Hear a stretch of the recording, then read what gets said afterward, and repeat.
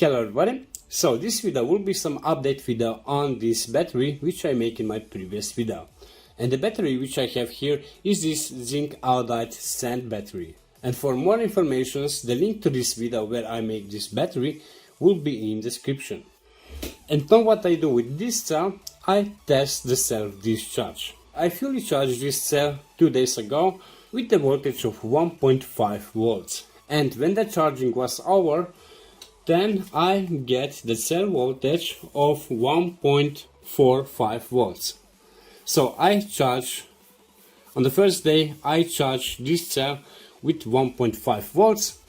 On the first day I get 1.45 volts, and after 2 days I get the voltage of 1.34 volts.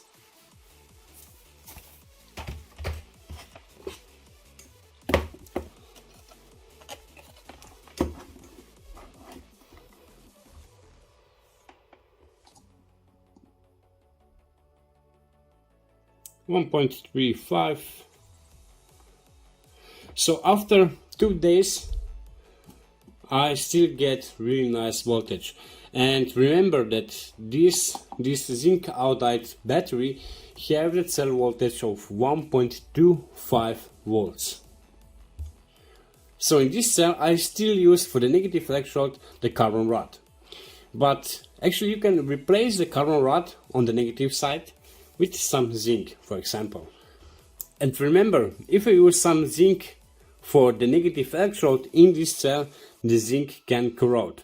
And actually this is bad because the zinc is acting like negative active material and the negative current collector at once.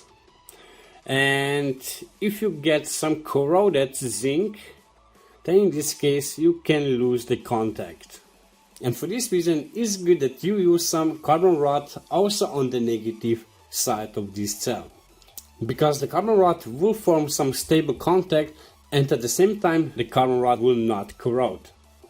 So the zinc will go from the electrolyte to the carbon rod negative current collector when the cell is charging, and after discharging, all the zinc which is formed on the negative carbon rod current collector will dissolve back to the electrolyte.